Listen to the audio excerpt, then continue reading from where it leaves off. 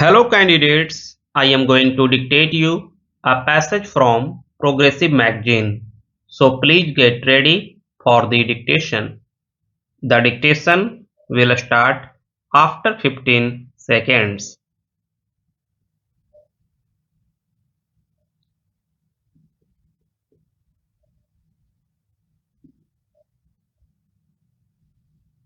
Mr. Chairman, as we are aware, for several years in the past, I had been intimately interested in the financial and economic problems of my country.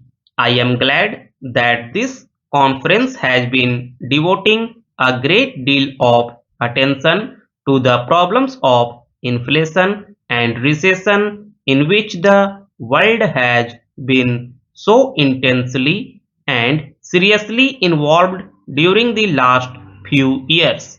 My interest in matters of finance and economics has been both official and personal. In the international sphere, I have followed the apprehension and concern the devastating effect of inflation combined with a persistent recession which caused a steep fall in the prices of commodities and created continued monetary instability. This has given a severe jolt to the economy of so many countries throughout the world, whether they are developed or developing countries. Although the sudden increase in oil prices and subsequent further doses of increase have been among the main contributory factors, in my view, national policies in trade and monetary field cannot be completely absolved from blame. We are therefore today face to face with a problem which, though a legacy of the recent past, is demanding urgent attention.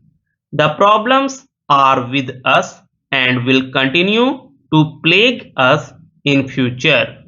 Prudence dictates that the process of recovery has to be brought about on a wider front. Even though it has begun in developed countries, it is still weak and faltering in many of those economies. So far as developing countries are concerned, it is not only a question of recovery, it is a question of survival. The developing countries themselves do not present a uniform picture. The poorer among those which are commonly described as a non-oil developing countries have been very seriously affected, and as time passes their plight is going to worsen and not improve unless collective and cooperative action is expeditiously taken to pull them out of a grave and persistent situation. Their collective balance of payments deficit, which was in the region of $9 billion per year in the early 70s, has reached an appalling dimension of between 30 to 40 billion dollars.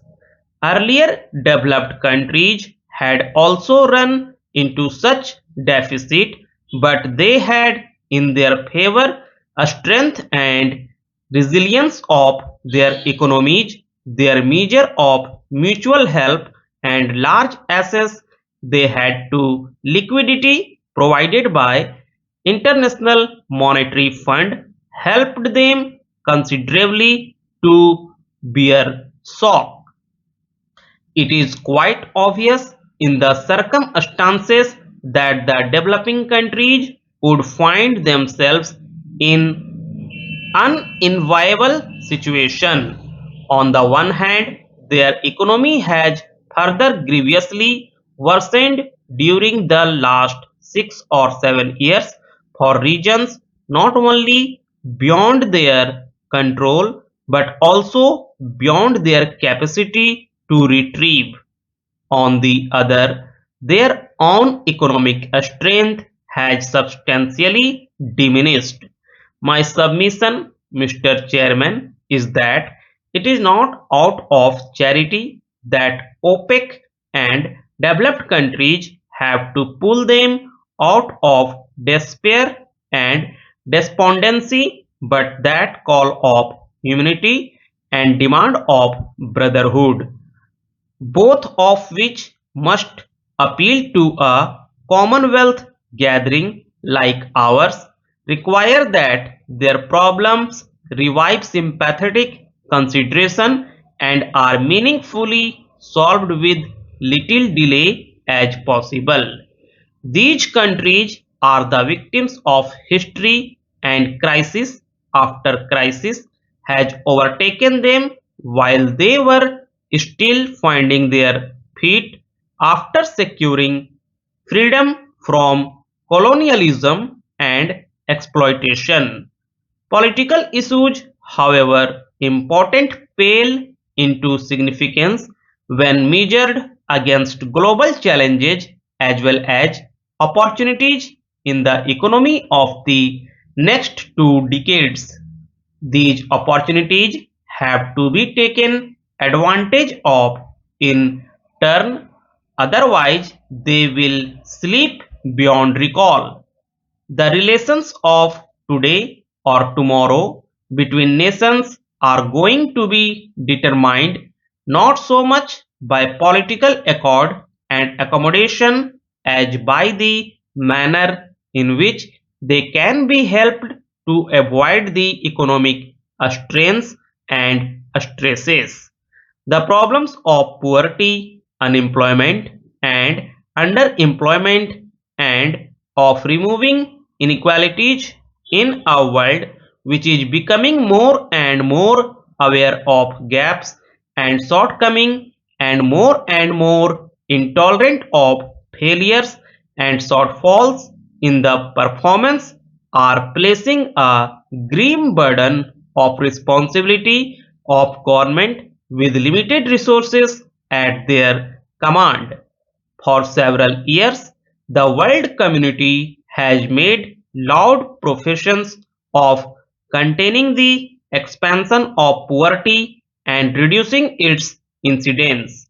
For several years, a search for the eradication of poverty and through its elimination of a major threat to world peace and stability has been going on.